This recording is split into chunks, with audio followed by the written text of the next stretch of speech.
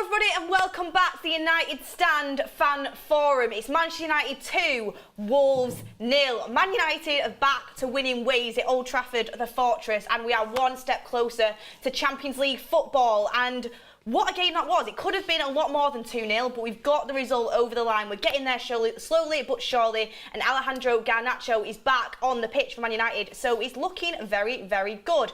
Also, as you can see, I've got a very, very nice football kit on right now, a football shirt on, and we are actually sponsored today by retrofootballkits.co.uk, and we've actually got a really nice little discount code for you as well. There's 10% off the site on the website, and there's also an extra 10% off with the United Stand code, which is TUS10. So an extra 10%, which is 20% off the whole total, which is really, really good, because I've had a look through the website and we've got you know, the members of the forum sporting the kits here. Not members of the forum, some of the models. Yeah, some of the models. Faz is really embracing his modelling yeah. opportunity, and everyone you look a lot better than usual, I'll tell you that. You look really, really good. And there's more brilliant shirts on there as well. And I mean, I'm going to be going getting myself some because I'm absolutely loving this Van Persie one. I mean, Kev's even sporting Martial. He's just scored, as you can see. I mean, some really nice kits. They tried to get me to wear the Vegas one. I said, no way, not a chance. That's not retro yet, is it? I saw someone wearing a Vegas top today, actually. I thought, surely that was on sale. Wow. But no, everyone,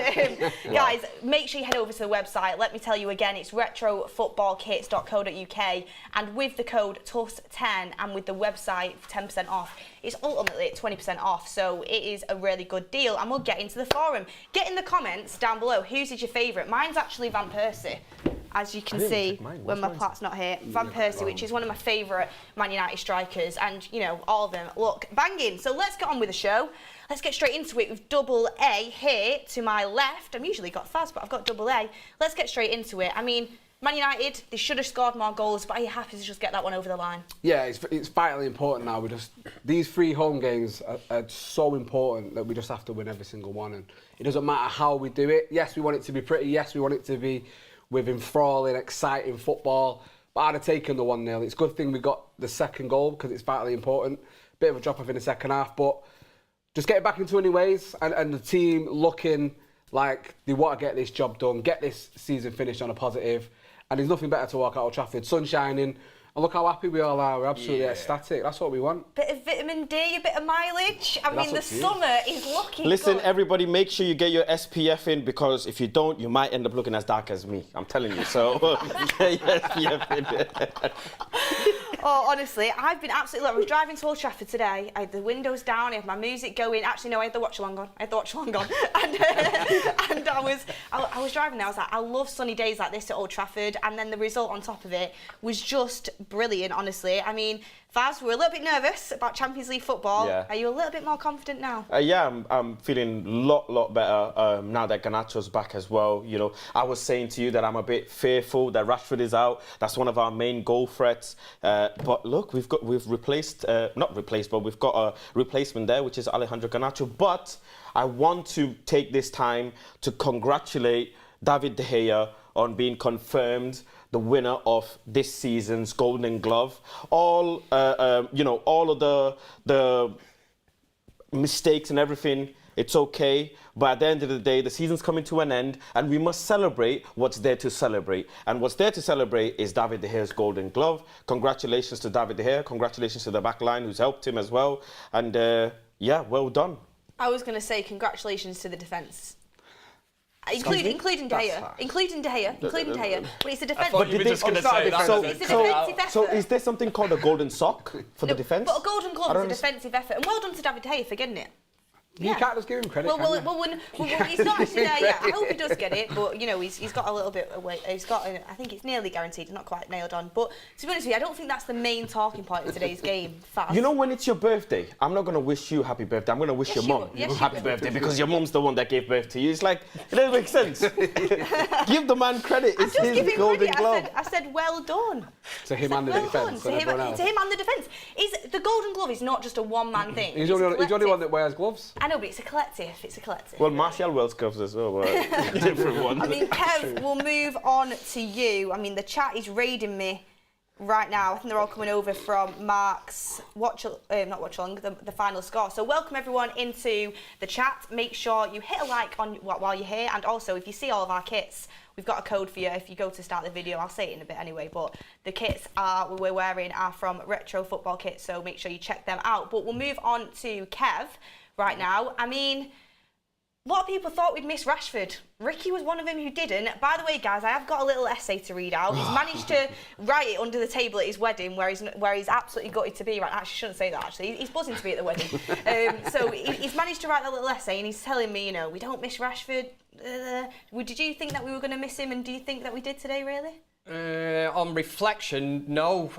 We were speaking off air before. I think with Marcus Rashford, he was in such a great vein of form when he was scoring the goals. They weren't coming from anywhere else. So you kind of look at it and think, God, if he's taken out the team, we are going to struggle. But I think the positive today is obviously Garnacho coming on, scoring that goal. And you look, and even the start of the game, you look at Varane being named in that team again. It gives you such a lift. I think he's missed, 7 games? To have Martinez and Varane out was a major blow, but now to be getting Varane back, you get Luke Shaw switched out back into his preferred position, which is on the left-hand side, and the back four. I think we did look solid today, but looking back, I don't know what it is with Manchester United. We never do things the easy way, do we? We get ourselves into a position 1-0, and I'm looking at the game and I'm thinking, we're starting to stretch and we're starting to use the width of the pitch. This is what United should be doing, 1-0 up at home. And then for some reason in the second half, testament to Wolves as well for coming out and giving it a go. But it's not a great watch, is it? And we could talk about substitutions. When you bring in Weghorst on for Martial, you're looking and going, really? Is this what we're doing? Harry Maguire coming on and Fred. And listen, it's worked today. 2-0, 3 points. It's fantastic. What do we need? Is it 6 points now from the last sort of 9 or 3 games? Yeah. Which is, it's achievable. I'm just glad that, 2 of them are at home. Yeah. And that is the thing, because you talk about Manchester United's home record, clean sheets, it's second to Manchester City, aren't we? In terms of home form, making Old Trafford a fortress. Next season, the challenge, it really is going to be on the road. We need to sort this away form out, because it's been shocking this season. Yeah, we definitely do. I'm going to be honest, I don't think Wolves really give us much of a game. I thought they were already on holiday mode, they're safe from relegation. Well, they didn't have a shot on target today. It's a must-win game at Old Trafford, and if we didn't win that, I would have been sat here saying, well, we probably don't even deserve top 4. I'm glad we did get it over the line. I'm not going to jump through hoops. It was a good win, but, we're expected to win that sort of game. And guys, in the comments, have a little bit of a laugh. It's a bit of a laugh and a joke on here. It's all good. But anyway, let's move on. So, like I said, I don't think it was, a massive, massive challenge for us today, but we did end up getting the win. I mean, Garnacho, I want to get straight on to Garnacho, because what a player we have on our hands. I can already see Faz looking at me. He's itching to speak about him. I mean, take it away. Look, first thing first, when he came on, you saw... One of the things that he does really well is how he receives the ball and turns. He opens up his body, and it's almost like he receives the ball in the same motion that it comes. He doesn't need to receive the ball, stop, and then turn. This is very important, what you saw today. One of the first things he did when he came on, receiving the ball from Fred, for example, Fred gave him a pass a bit behind than where he was running, but he was able to just turn with the ball and go. That's what you need. That's called creativity. That's what enhances your creativity going forward. Obviously, you have to be there to score the goal. That run was fantastic. But another thing I picked up on is Bruno Fernandes complaining to Garnacho today. Garnacho was running with the ball. Bruno overlapped and asked for the ball. Garnacho slid it through, and Bruno couldn't get there, quick enough or whatever. But then I'm just sat there thinking, why are you complaining to the kid? He's actually telling him to slow the pass down. The pass was perfectly fine. You're supposed to get there, and the likes of maybe a Palestri or someone, or Dallo or someone, they would get at the end of it and cross the ball in. Bruno works so hard all the time that sometimes when you need that extra bit of energy, he's not got it. Yeah. So he's just, how many shots did he take as well? But Garnacho, he's trying to always pass the ball through. He's trying to make the right decisions, turning well with the ball, being as physical as he can for his age. And the goal was absolutely fantastic. You saw today Antony have so many shots. Daniel Bentley saved it. You saw Sancho have a couple of shots that got saved as well. But Garnacho, to get the ball, they say the best goals are when it comes off the post or the crossbar. Those are the ones that the keepers can't save. Yeah. So for him to pick that out, what an absolute sensational goal. It took him 15 minutes to stamp his authority. He timed his run to perfection, and the ball from Bruno as well. You know, you have to give him credit for that. But again, the composure. Somebody so young who's been out injured to come in. You know, he looks the part now, and he looks like a modern-day footballer. Tattoos, he's got his teeth sorted and all this, you know, the hair. And if Garnacho can be whatever he wants to be, I've said that before on this channel. It really is up to him now, but he looks like a lad who's switched on, looks like a lad who's hungry and wants to achieve great things. You know, I'm just glad that's at Manchester United. The best word I can use to describe him is fearless, because no matter what he does, he's willing to take on anyone. And whoever crosses his path at that right back situation, they will now know that they've got a real player that's up against them. And like Faz says, he's multifaceted in that he can receive the ball and he can run in behind and also get the ball that way. And that makes him a very, very dangerous player. And I just wish that a lot of what he has and what he brings to the team would rub off on some of the other wide players that we have. Because there's a couple there that need to look at that kid and start saying, if he can be so fearless, and we're probably seen as just as talented as he is, why can we not do what he does? Because you've got the elements there. It's just about expressing yourself in a way that makes teams fearful of you when you come on the pitch. And for me, he should have been on 10-15 minutes earlier than what he was already. I think it was very slow and ponderous in that second half, and we don't have many players that can come on the pitch that can get you off your seat like Garnacho can. And that second half, we were crying out for it. And as soon as he come on, you saw it. Well, before he come on, he was warming up, and you heard the crowd when he was warming up. Did you see when he won the ball back as well? Yeah, brilliant pressing. I was sat in the crowd and I was on my feet. I was like, go on, Garnacho, because he pressed the keeper so much. And I'm going to be honest, I thought you've left that player a bit open there. Got the ball and straight on his heels, and it impressed him so well. Honestly, like you just said there, say it loud for the people at the back. Some of them our wingers need to be looking at him and thinking, because he's just giving aura. He's giving confidence. He's giving, I want to play in the Champions League. I want to be one of the best players. In particular, the main one really is Jaden Sancho. Should be looking at the likes of Antony, who I think game to game is getting better and better. And then for Garnacho to come on, you know, and do what he's done today in such a short space of time.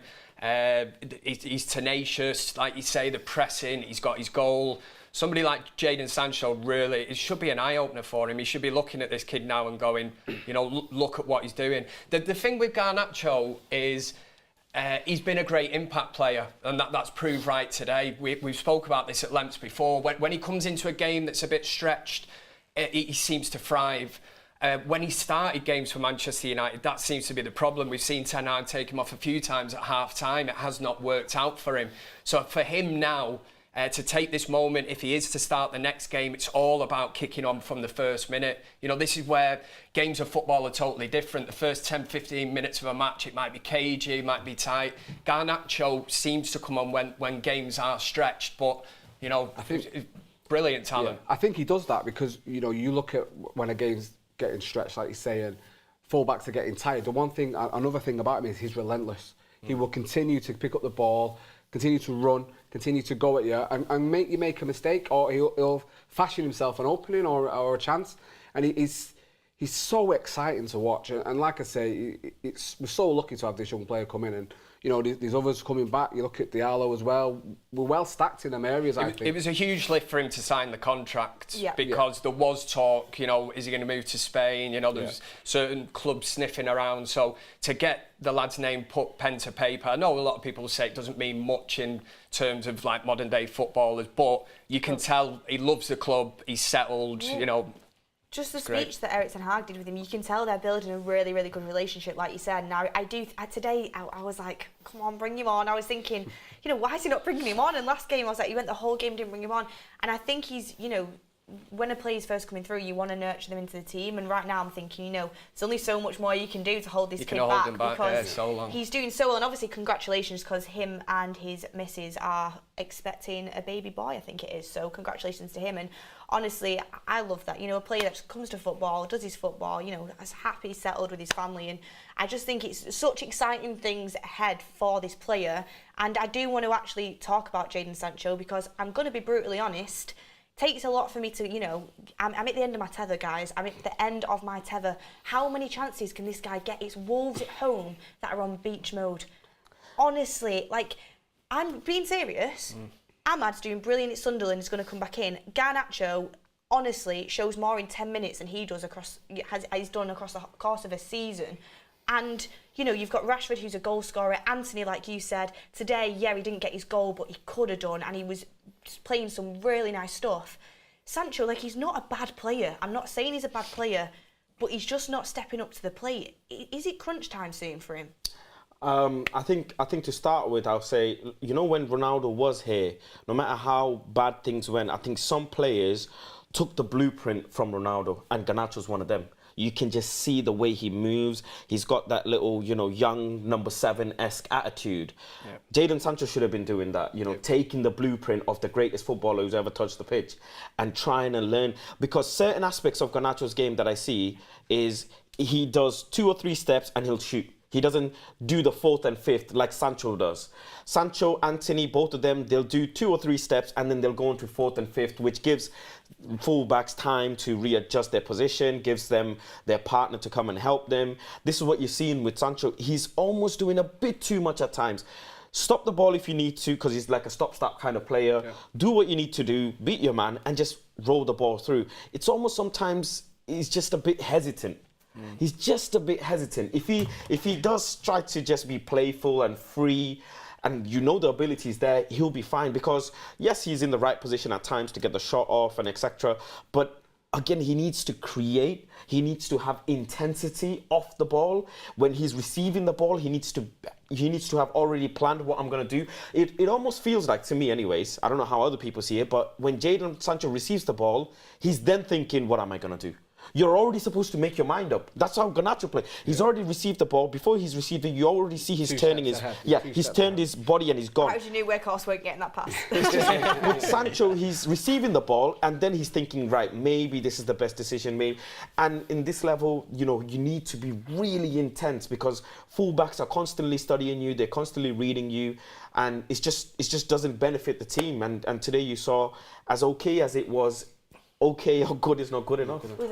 Well, I'll come to you on this one. That's what I was about to say. Like, it's not as if I'm like saying he's a really bad player, because he's not. Like, he played some good passes, but to me, he's just a little bit too lightweight for the Prem. A little bit. Like, he needs to, you know, get hold of the ball a little bit, and also, I want to see some personality. Yeah. I want to see a bit of personality. What do you think? Well, we thought that's what we were getting. We've seen him for a couple of years at Dortmund, and like you said, he had that number 7 energy. He looked like a number 7. He was balling out of control, as the kids would say. Do you know what I'm saying? Like, and we thought that was coming to Manchester United, and I think whether he's just far too passive, it's almost like he needs some electric shock therapy to say, wake up and just give us a bit of energy and show it what you've got, Jaden. Because listen, I love him, and he was one player I was desperate for Manchester United to sign, and whether the shirt is weighing a little bit too heavy on the shoulders, that could necessarily be the case, but like I said, these players coming in now, and you know, Rashford's almost a given.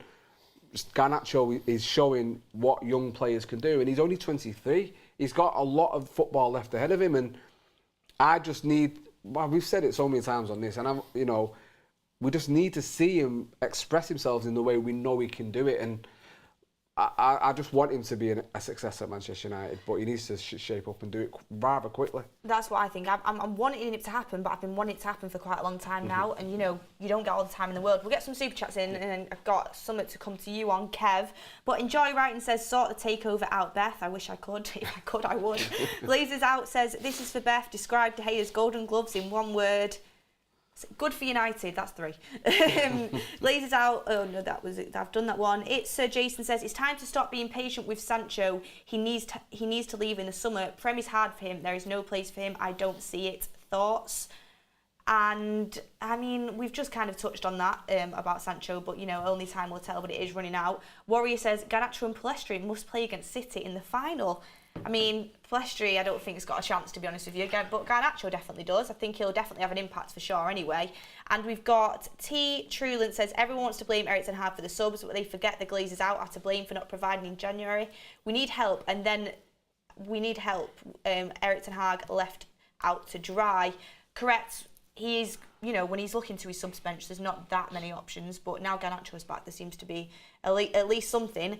And Glazers Out says, is one striker enough for us this summer? What if he gets a red card or gets injured? Well, that's something we can also discuss when we bring up Marcus Rashford, which I will be doing. But Kev, I'm staying on the forward line that played today.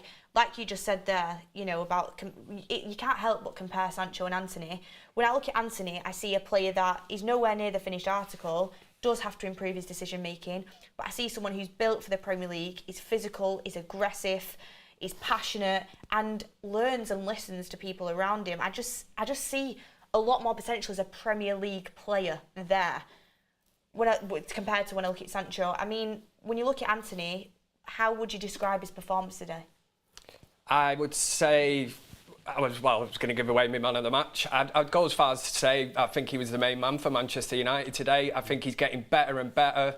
The thing with Antony was, when he actually signed for Manchester United, the fee, I think you get sort of stereotyped with this Brazilian tag as well, don't you? You know, he's a fidget spinner, you know, he's going to come, he's a Neymar-type player, there's going to be tricks and he's going to be frustrating to watch as a fan. He just seems to be getting better and better. I'd say he's a team player as well. Yeah. He's really surprised me in that aspect. He's worked under Ten Hag. Ten Hag brought him here, knows the player. He's just getting better and better. Should have scored today, the header in the first half. But again, he's in the right place. He's getting opportunities. He's creating stuff. Yes, we know what he wants to do. He wants to try and cut in, you know, on his left foot. But there's other players that have done this, you know, in the past. We look at Robben, even more up to date, like Mahrez at Manchester City. You know what he wants to do. It's whether, you know, you can sort your feet out and pull off a trick and get yourself into that position. But he's impressing me. He really is. And we talk in terms of going back to Jaden Sancho. You know, you look at the players. Antony, he must look over at him and think, you know, what's he having for breakfast? You know, he's having his Weetabix or whatever, because he's just kicked on, Antony. He really is outshining him in that sense. I mean, a couple of people in the chat are actually disagreeing with you, which I agree. I think he's definitely kicking on. But I think people might be maybe thinking, Faz, about that first instance, which I was going crazy about, which was where obviously he had the opportunity, and if he passes it to Martial, it's a goal, and you're 1-0 up. I mean, you never know with Man United how many times these opportunities are going to come at the moment. We don't seem to be scoring many. It's a big game. Do you mean the run that he made? Yes. Oh, that would have been 2-0. No, I mean the first. Okay, right, the first time. The run he made, I'm not too fussed about that because, you know, he can get them things wrong, and I thought his run was exceptional. But that one way should have put it through to Martial, and it's 1-0. That, to me, that can be a difference sometimes. You know, this is an important game. Sometimes, do you think it's the decision-making that just needs to improve? And also, does it show how much character he has that next time he had that opportunity, we all thought he was going to shoot, he does a really nice pass back to Martial and actually, you know, manages to get us the goal that we needed. Sometimes you have to be greedy. These are forward players. Not in that position. I know, but look, well, okay, Harry Kane could have squared it to Sterling and we would have probably been champions. You know, it's one of those things. Some players have greed in them. And greediness is one of the reasons why he has certain goals from outside the box this season. Because he's greedy. You have to have that mentality that I can do it. And at times it doesn't work. And maybe, you know, yeah, true. But more than that situation, yes, eventually he got the pass and Martial got the goal. He missed a header. But I am actually more critical on the run he made later on, where he beats everyone. He's right through on goal. And he could have either cut in on his right and had a shot or set someone up. That is more critical for me because you've done all the hard work. You've carried the ball from your own box to the opposition box. That's the hardest thing you could have done. You've busted your whole gut to get there. If you don't have the energy to pull the shot off, lay someone through and let them score. Because everybody will still remember you for the hard work that you did. And he decides to just do a bit too much, and then by the time he's passed the ball on, everybody's come back. That is the difference between a very good player and the top class players. Top class players would have made that right, decision making in the right edge moment. Because, for example, imagine if that's a semi-final, final, that can cost you. And that could have cost us today, but, you know, thankfully it didn't. But those decisions are the ones I'm going to be critical on because you've done the work and it's up to you to decide. In other situations where it's the headers and everything like that, it happens. You miss headers and everything is fine. He's in the right place against Arsenal. He was in the right place against so many different games where he stretches his feet and he gets the goal. Overall, though, he has definitely improved a lot more. You see him again trying to release the ball as quickly and safely as he can. Today, again, he passed the ball to Bruno, which ended up near to Weghorst, but then like there was an interception and Wolves carried through. But he's trying to get the ball through as quickly as possible, and he's trying to be as direct as possible. Again, the right foot situation is still there. At times, he can cross it, you know, on an outward curve, but he doesn't. He looks to cut in. Daniel Bentley, again, I think he wants a contract for Manchester United because he knows that people don't want David De Gea because the saves he was making, some of them other keepers maybe on another day don't make them saves. So, but overall, it was really good. It is the decision making, and I think it's like you say, it's a sign of a great player in that split moment in the final third to make the correct choice. Antony does it today with the pass to Martial, yes. and you know, you should just sit back and go, how easy was that? That was like a training ground goal. That you know, the drills that they do in training, 1, 2, 3, it's in the back of the net. For somebody like Antony, you should really look at that now and go, God, that was easy. You know, this is what you do. That's the best thing as well. It's the fact that he had the opportunity, which I was so frustrated that he didn't pass to Martial, because that is 1-0 if he does, and I was so annoyed. But then he has that situation again, he's learnt from it, and I think that's the most important thing in that situation. And I can't give enough credit for that. And just quickly, Martial did clap him at the end, for a pass. He sets up Martial with a back little heel, and then Martial slips and Martial could have hit that ball on a curve on the first time. Yeah. And Martial then comes off, gets subbed off, I think a couple of minutes later. But he's clapping because he's like, you could have taken the shot, but you decided to take the defender with you and leave me with the empty space to have the first shot. But unfortunately, I slipped. Yeah. So you still see this connection there. There's appreciation there. It's not like, you know, it's not there. Oh no, it is, especially after when obviously Martial scored. Martial's like, well, now you've passed to me. Brilliant, like, you know. Everything's forgotten when you do the right things again. But Lee Burton says, remember CR7's first season and Antony future player of the season. I mean, that's a little bit far-fetched, but I do see so much potential. And Graham Barber says, I could run faster on freshly ploughed field in Wellies than Weghorst can on the pitch. Connor Slade, Ten Hag, most wins out of any United manager in debut season. And Hala Madrid says, I really don't see the potential from Antony. His conversion rate is woeful and is one of the least clinical wingers I've ever seen. He wouldn't make it to the squad at Madrid, City or even Arsenal. I disagree with you, Hala Madrid, but you know, it's all about opinions. I disagree massively. I think he was Manchester United's most dangerous forward player today. I think, you know, again, you can talk about, he's greedy, Antony or Sancho? Who did they say? It's Antony. Oh, sorry, Antony, I thought Antony was you disagree with him now, yeah? No, yeah. I thought so, yeah. I think, you know, you look at him and you talk about greed, but it's more self-belief. He's such a confident young man, and you know, when you have a player like that who gets in a position to take a shot and he backs himself every single time, yes, he learnt from it, and the second time around he said, you know what, let me put on a plate for my teammate to go and score. But I think I agree with Kev. He's improving so much every time I see him. And again, he's another one similar to Garnacho. He doesn't give up. He was creating them chances for himself. Should have had 2 or 3 goals today. I think, you know, another game, he gets a couple of goals, and that's what we're missing, that clinical finishing. But for me, I think he was our man of the match today. I just think he got the assist. He looked dangerous every time. He's working well with him, and Wan-Bissaka look brilliant together on that right hand These little partnerships, it's brilliant. It's absolutely brilliant. And you look at players around him. Sometimes you can get frustrated with a player like that because it's like, just use your right foot, just pass the ball, don't shoot. No one looks like they're frustrated with him. They G him up, and Bruno is always talking to him and trying to pass on that leadership. And he's a brilliant addition to the squad, and he'll only get better from here, Antony. I want to ask you about Bruno, actually. I'll come on to that now, because Bruno, people might have missed it today, but he puts in that brilliant ball to Antony, which then he squares to Martial for the first goal, and then obviously he puts the pass through to Garnacho for the second goal. His work rate, again, is insane everywhere on the pitch. Yes, certain things don't pay off, but involved in both the goals. And, you know, it usually is that way, isn't it, for Bruno Fernandes? Maguire might take the armband, but that's my captain every day of the week. He's unbelievable, and the flack he gets, I understand, again, he can be a frustrating player, but when you're there watching him at Old Trafford, you see everything that he does for 90 minutes, and he's non-stop, like you said, Faz. He sometimes can't get to a ball, and there's one from Varane, and he just stops, and I just think sometimes it's because I just can't get there, and I know I can't get there when we're all saying do it, but it's because the 90 minutes he's non-stop running around the pitch and leading this team to, you know, potentially he sets the press for Manchester United, doesn't he? You know, he is the start of that, because we don't really have a number 9 who's going to set it. It seems to always be Bruno that comes through, and he's setting the tone for the press at Manchester United. Brilliant. Yeah, I don't Just to be a little bit critical, though, he could have taken a really good shot in the second half where he decided to pull it back and pass it to Antony. He could have hit that ball first time with his right foot, and he decides to cut it in and whatever. Just little bits of things. He just needs to be a little bit more clinical. One of the other ones as well, he kind of gets tackled and fouled when he could have jumped over the player and continued on. And he could have actually, but he decides to, go in with the player and get the foul. And they actually continue playing. Ref said it's not a foul. It was definitely a foul. Yeah, it was a foul. That was right in front of me. It was a foul. It was, but he could have, ride the foul. He couldn't. I think he could have. I don't know if looking from that side, I don't think it was where you were sat, but from where I sat, it was a blatant. You were on the other side, yeah. He took his legs out. It was literally right in front of me where it was.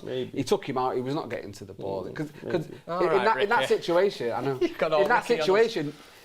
There's no win for him to go down there because he takes it around the player. He's one-on-one on goal, which we know Bruno would fancy. So it was definitely a foul. And that linesman today on that side had an absolute stinker. He needs to work on his shooting practice, free kick as well. Over the top. He just needs to get better shots on target. Make the keeper work a bit better, especially him if you're playing the 10th position. Well, I mean, Faz, I'll ask you about Martial in a second. Obviously, he got his goal today, but Ricky does want me to read out his little piece. Like, he did ask me to read this out. And I thought, tell him send some super chats in instead of texting. I thought while we're still on yeah, he don't take us for drinks. So why? Yeah, he don't take us for drinks. Yeah. Why are we sat here reading his text? Well, when you do a show together on a Friday night. Oh, sometimes it ends up going out for drinks, but no. Yeah. I actually met some lovely Canadians as well that were Man United fans. But anyway, we'll cut that. We'll save that for after the show. Anyway, I'll bring up what Ricky did have to say. He put, "I'm sending this during the speeches at the wedding. Here's my message for the fans forum." God. He's got no shame, this man, or what? He said, "When Marcus had a short injury recently, I said we'd score at least as many goals without him. At the time when we'd played 29 games and scored 1.5 goals a game. He missed one league game and we scored twice. That's above our previous average of 1.5. He came back in and we scored 3 goals in 4 league games, less than 1 a game. That's poor scoring run has taken our average down to 1.44. Today he's out again and we score 2. That's above our average for the season and well above our average for 3 goals in 4 recent games. I realise it's a ridiculously small sample size, but at least I've not been proven wrong so far. What on earth do people worry about when Rashford is missing?" That's what he wanted to say on that. And to be honest with you, obviously I don't agree with the fact that he doesn't rate Rashford, but I do agree with the fact I do think people are far too concerned about Rashford being missing. We can score goals without Marcus Rashford, and he's not been very good recently. And he's been brilliant this season, but he's not been very good recently. I think you need to trust in other players. I mean, anyone want to share a thought? You have to consider the type of certain games he's missing. Today it's against Wolves. Wolves don't have literally anything to play for. They're safe, they're okay. The players are not gonna want to risk the injury or trying to fight for something, trying to fight relegation, fight for Europe. You have to consider these things as well. It's not, when you're looking at numbers, you almost forget about context on what games he missed and how those games went and what happened in that particular game. And on top of that, the sample size is small. And on top of that, Marcus Rashford has been scoring a huge ton of goals. If Marcus Rashford wasn't scoring a lot of goals and you had taken him out and then now we're scoring, then I would understand, sure. But at the end of the day, when Marcus Rashford was on the pitch and scoring goals... It's the way the team plays. Yeah, that's what I was going to get onto. When Marcus Rashford is on the pitch, you play the way you can play with your best players on the pitch. One of the best players on the pitch is Marcus Rashford because he does have a lethal shot on him. He can run in behind. He can score goals. He's clinical. So you play according to that person's strength. If Marcus Rashford and Weghorst is on the pitch, you're not going to play to Weghorst's strength, are you? Does he have any? Let's be honest, you're not. So you play to the strength of the player there is. Today, Marcus Rashford wasn't there. So he tried to play more creative in a way with Martial and Antony. You saw, pass the ball more, get in behind more. Bruno try and have some shots from outside the box more. That's what we tried to do today. You play with the players and the style that you can play on that day. So, yeah. I think, from my personal opinion, is Manchester United should never rely on a player. So I know what Ricky's saying in that, when we play without him, we should still look as dangerous with him in the team as well. And I think it adds, we look different without him there, which we will, like Faz is saying, because Marcus Rashford's attributes are absolutely fantastic, and he's a great player for this Manchester United team, which he's proven this season. I think the last couple of months or so, he's gone a little bit off the boil and looked a little bit like his old self from last season. Bit tired. It's the goals, isn't it, that's dried up. And looking to shoot, looking to score at every opportunity. And you know, we said it against after West Ham, because he'd said before he wants to be the assist maker. He wants to bring players into play and help them score. Yet he wasn't doing it. I'm sorry. I get he said that in an interview, but the way he played was completely opposite. This is what I mean, said. and it's that, you know, it's showing you're not looking to do that for your team. Whereas, you know, if today we're struggling in that second half, and if Rashford was on the pitch, he stays on, and Garnacho probably does come on, but it looked different with Garnacho on. I don't think it probably would have happened with Rashford on the pitch if we were still looking for that second goal to kill the game. I just like the fact that we have options when Rashford's not there, and that's the most important thing. And I don't think he should be undroppable. I just want to play devil's advocate, and Kev, I can ask you this one. And devil's advocate, I love Rashford, and you know my opinions. I think he's a brilliant player. But can you remember games where if Rashford doesn't score, he plays well?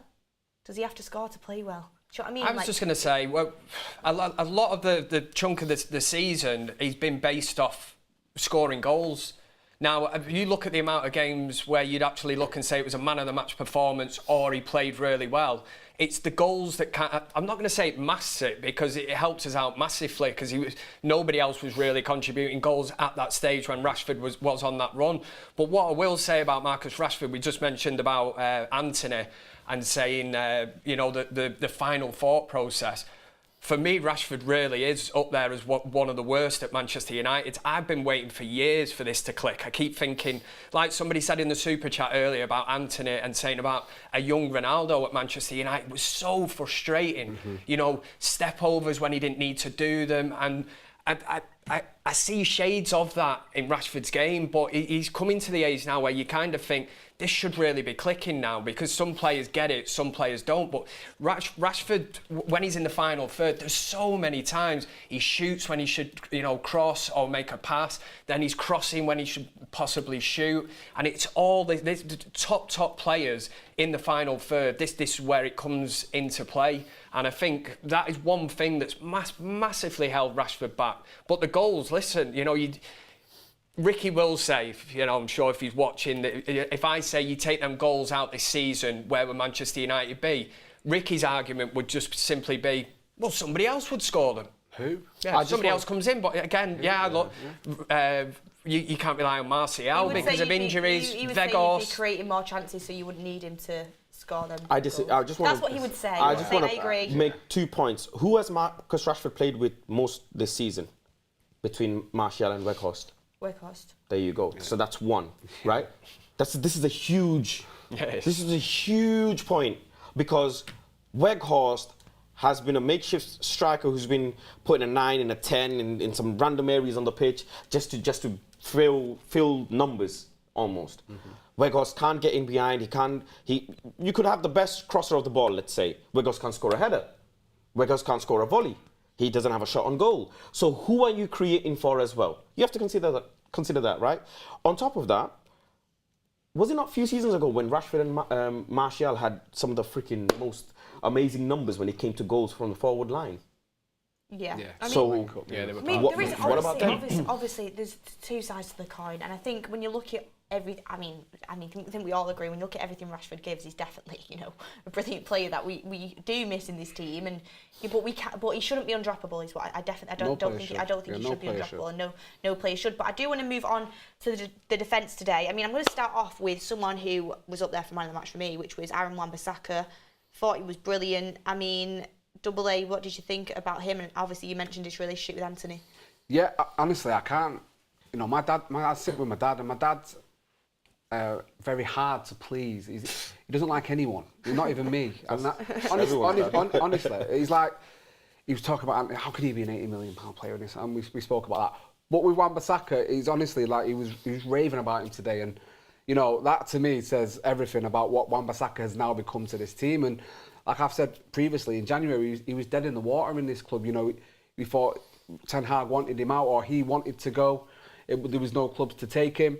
And what he's proven to this team is unbelievable. He's marauding forward, he's cutting in the midfield, he's pulling out tricks, step overs, he's getting out of tight spaces, he's playing in triangles. He's really taken on what Ten Hag wants him to do in this team.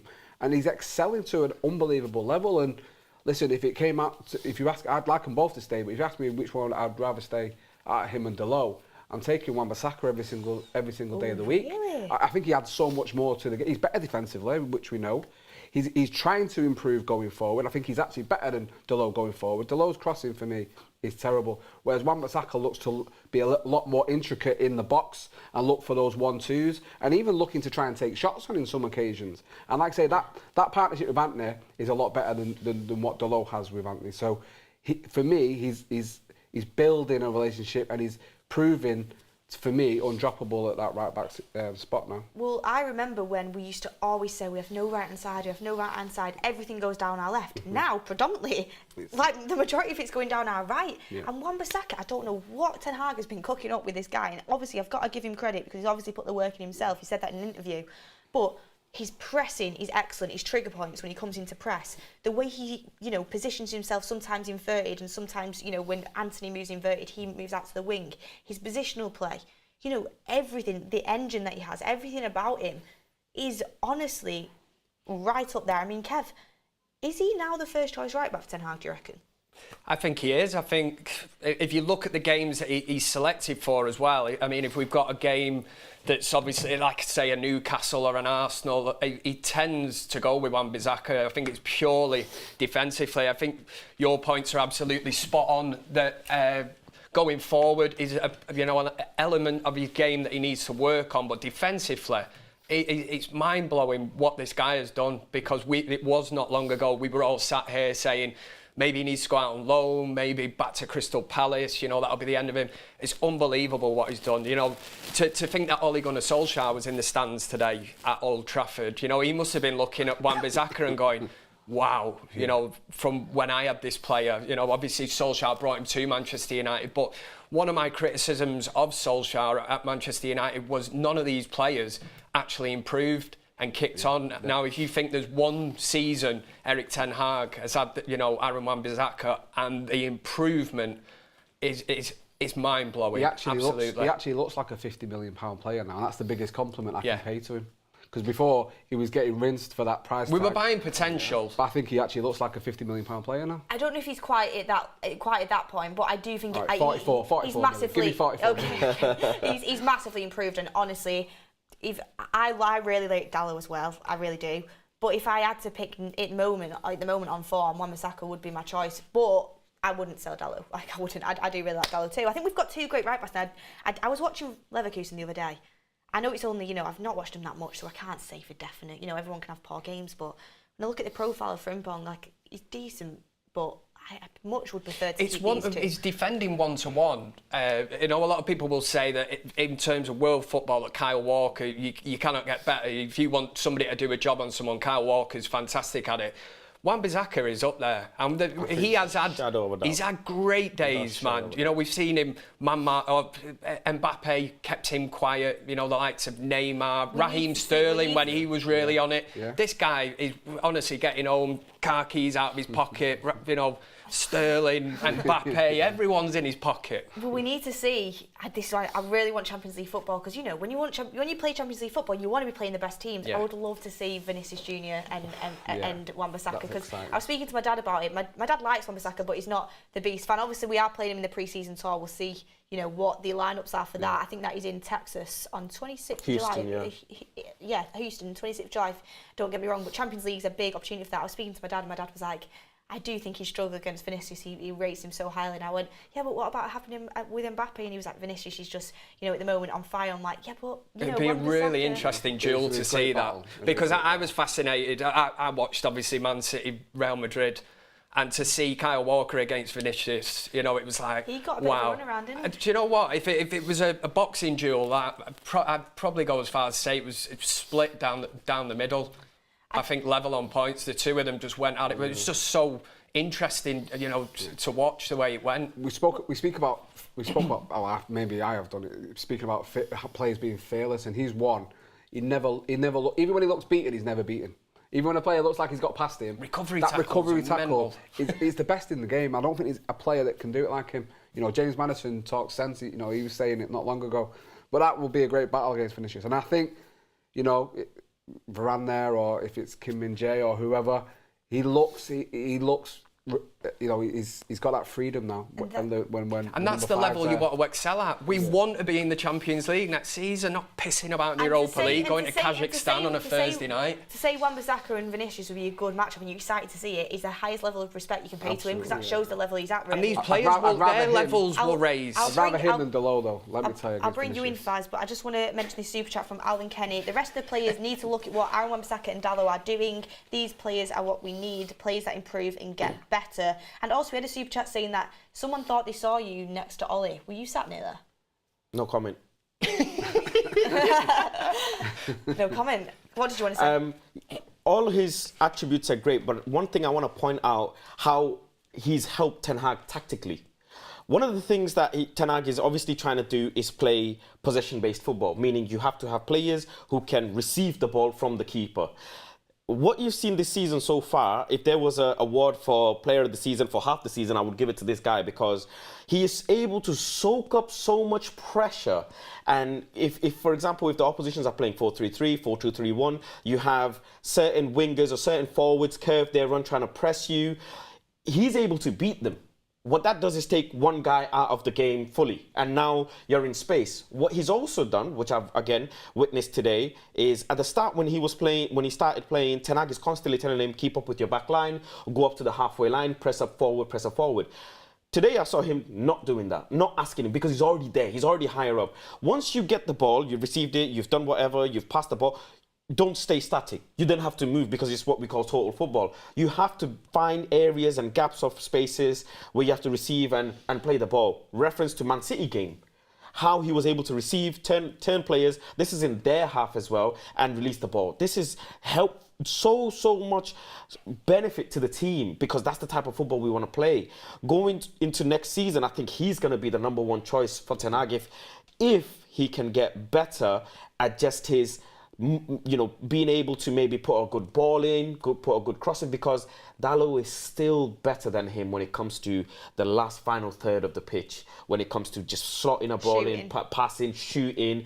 These things can, you know, edge you over the line when it comes to the gaffer making a selection. So he still has a lot to go, but overall, from where he was to what he is now, is absolutely astonishing that there was even a player like that in there. And if he can manage to add this attacking aspect of his, thing to his game, easily in this current climate, it'll be 50, 60 million. One thing that's pushed Wan-Bissaka is that challenge of getting his place back at Manchester United, because for a while we were on here going, Dalot, head and shoulders, you know, he has moved into that right-back position, made it his own.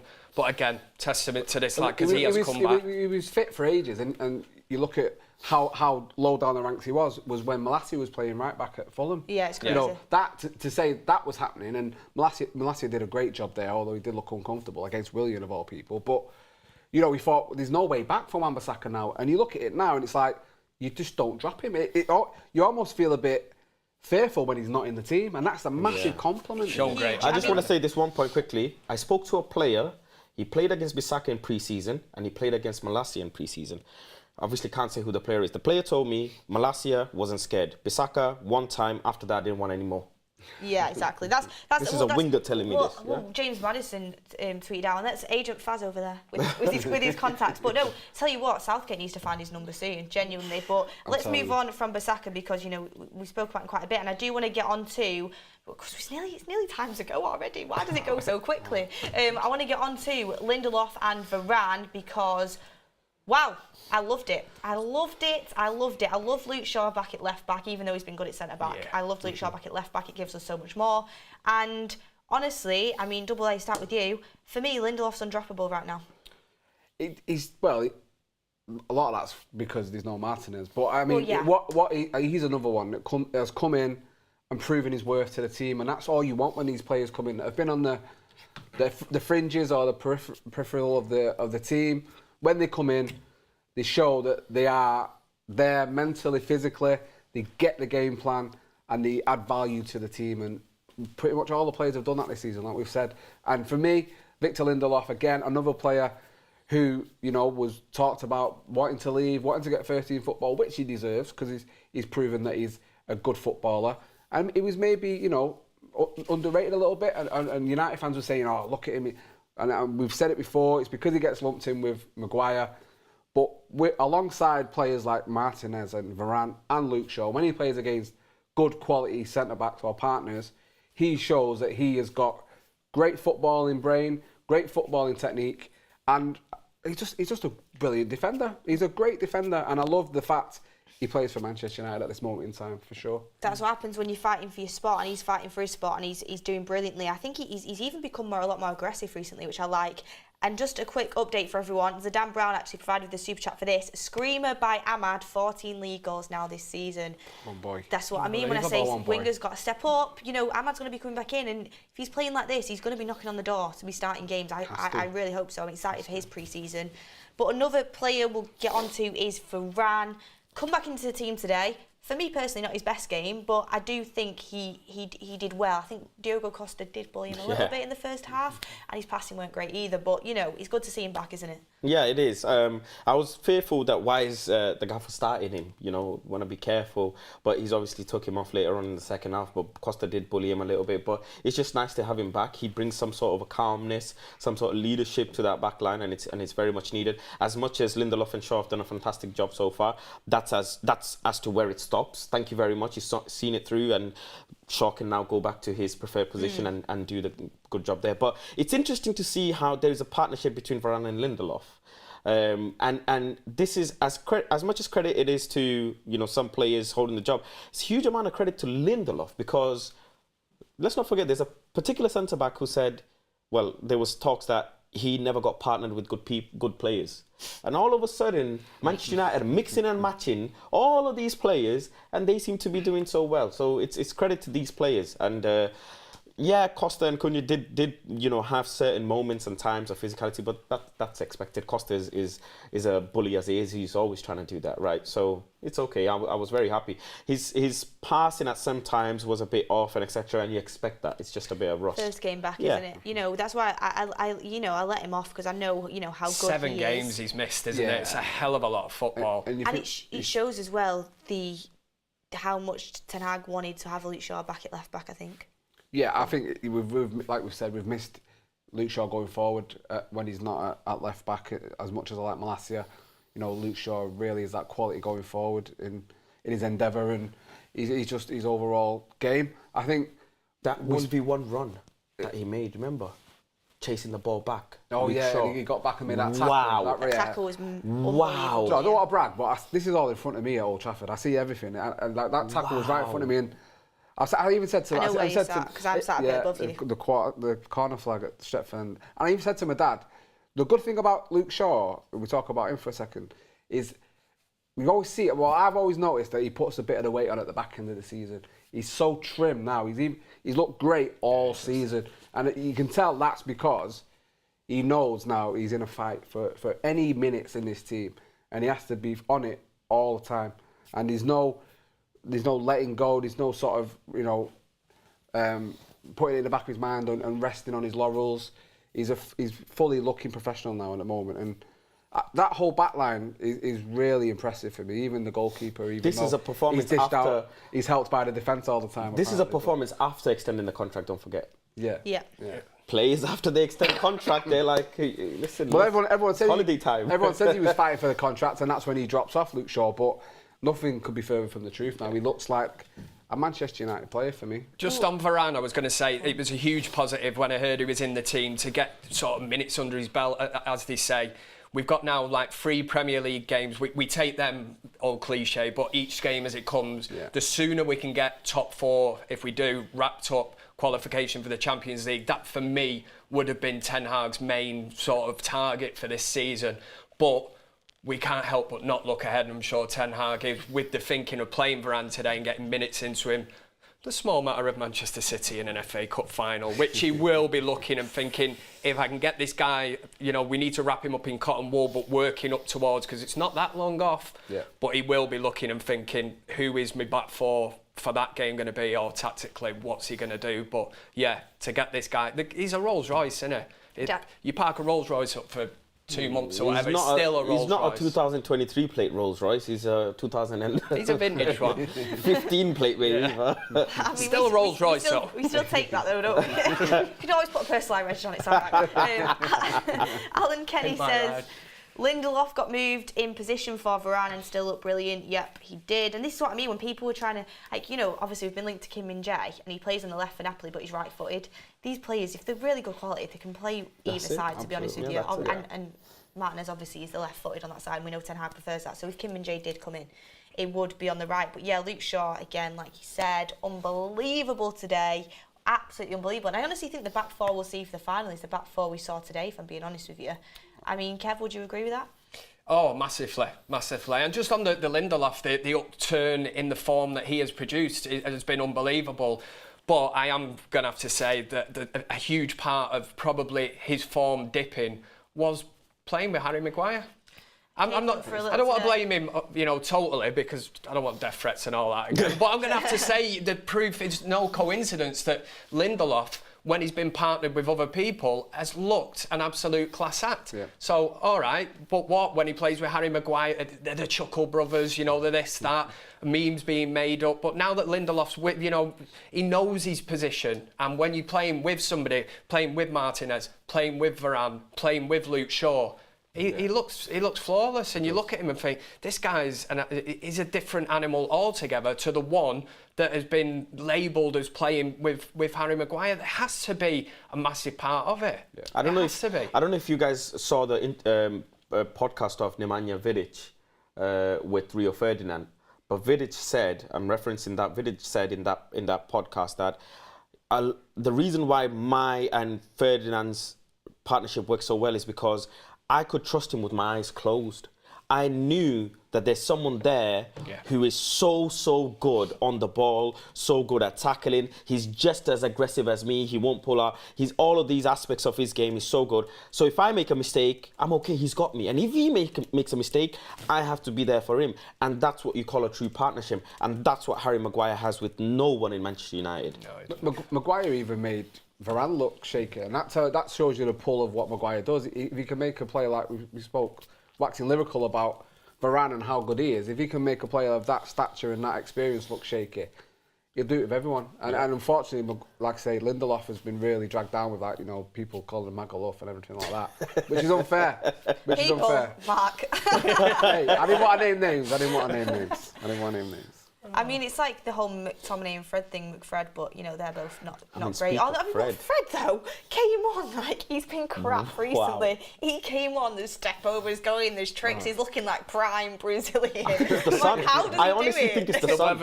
I honestly think it's the sun, because he's drawing tackles in. I was like, who's this player? I just don't know how he does it. Like, he's so different on every occasion, but crazy. He came on a brilliant cameo. Yeah, brilliant cameo. He did well. I mean, he did well, Fred. I did want to talk about Eriksen a little bit, but we are at the point of the show where we do have to wrap up and do our man of the matches. I mean, Kev, we'll start with you in the Godfather scene. What are you going with?